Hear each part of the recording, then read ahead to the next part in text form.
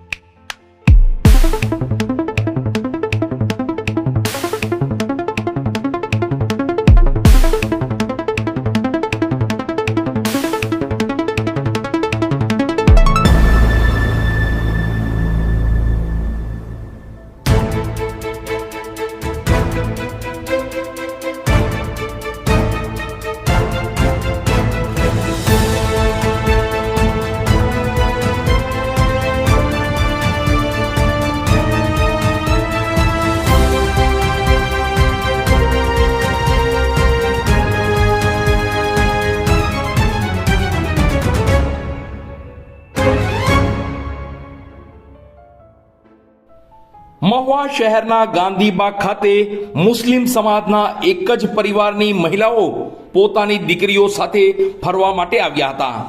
જે દરમિયાન 4 જેટલા અસામાજિક તત્વો દ્વારા મહિલાઓની દીકરીઓની છેડતી કરી હતી. જે મામલે મહિલાઓએ પ્રતિકાર કરતા 4 નરાધમો દ્વારા મહિલાઓને માર મારી, છરી બતાવી, મોબાઈલ, પર્સ સહિતની લૂંટ કરતા ભારે ચકચાર મચી જવા પામ્યો હતો. રાજ્યમાં ફરી મહિલાઓએ અસુરક્ષિત હોવાનો અનુભવ કર્યો છે. ભાવનગરના મહુવા શહેરમાં રહેતો એક મુસ્લિમ સમાજનો પરિવાર 4 થી 5 મહિલાઓ નાના બાળકોને લઈ મહુવાના ગાંધીબાગ ખાતે ફરવા આવ્યું હતું, જે દરમિયાન 4 જેટલા શખ્સોએ મહિલાઓની દીકરીની છેડતી કરતા મહિલાઓએ તેનો પ્રતિકાર કર્યો હતો, જે બાદ 4 શખ્સોએ ઉશ્કેરાઈ જઈ મહિલાઓને ગાળો ભાંડી ફરિયાદી મહિલાના સાસુને મૂંઢમાર મારી છરી બતાવી હતી અને ફરિયાદીના દેરાણીના મોબાઈલ, રોકડ રૂપિયા 1500 તેમજ પર્સની લૂંટ મચાવી 4 આરોપીઓ ફરાર થઈ જતા મહુવા સહિત જિલ્લામાં ભારે ખળભળાટ મચી જવા પામ્યો હતો અને 4 આરોપીઓ વિરુદ્ધ મહિલાએ ફરિયાદ નોંધાવી હતી, જે બાદ મુસ્લિમ સમાજના આગેવાનો એકઠા થઈ મોટી સંખ્યામાં મહુવા ટાઉન પોલીસ મથકે પહોંચીને આરોપીને તાત્કાલિક પકડી લેવાની માંગ સાથે ઉગ્ર દેખાવો કર્યા હતા. ત્યારે આજે મહુવા ડીવાયએસપી દ્વારા જુદી જુદી ટીમો બનાવીને છેડતી કરનાર અમિત ઉર્ફે કાનુ ઉર્ફે રબ્બર ચંદુભાઈ મકવાણા રહે ભાણા દાદાવાળા ખાંચામાં જનતા પ્લોટ મહુવા, નયન ઉર્ફે ભોલો ઉર્ફે મોજો કિશોરભાઈ ભાલિયા રહે જનતા પ્લોટ નંબર 1 ભવાની ચોકવાળો ખાંચો મહુવા સહિતના કાયદાના સંઘર્ષમાં આવેલા અન્ય 2 કિશોરની ધરપકડ કરાઈ છે.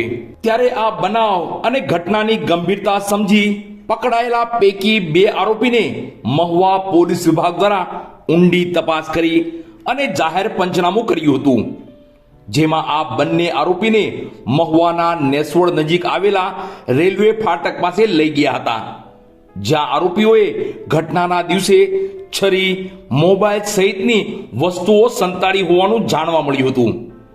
ત્યારે મહુવા પોલીસે નેસવડ નજીકના રેલવે ફાટક પાસે બંને આરોપીઓને લઈ જઈ પૂછપરછ કરી ઊંડી માહિતી મેળવી હતી અને આ જગ્યાએથી છરી, મોબાઈલ સહિતની સંતાડેલી વસ્તુઓ શોધી પોલીસે કબજે કરી હતી. બાદ આ બંને આરોપીઓને મહુવાના ગાંધીબાગ ખાતે લઈ ગયા હતા, જ્યાં 2 દિવસ પહેલા આ ગંભીર ઘટના ઘટી હતી.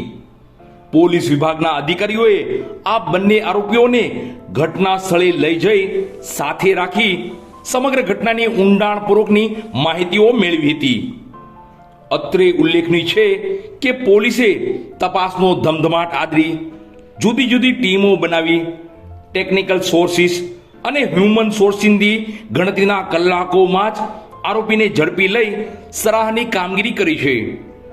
આરોપી ઝડપાતા અને આ કામગીરીને લઈ મહુવા નગરજનો પોલીસ વિભાગની પ્રશંસા કરી રહ્યા છે અને કહી રહ્યા છે કે મહુવા શહેરમાં પૂરતું રાઉન્ડ અપ પેટ્રોલિંગ થાય, જેથી આગલા દિવસોમાં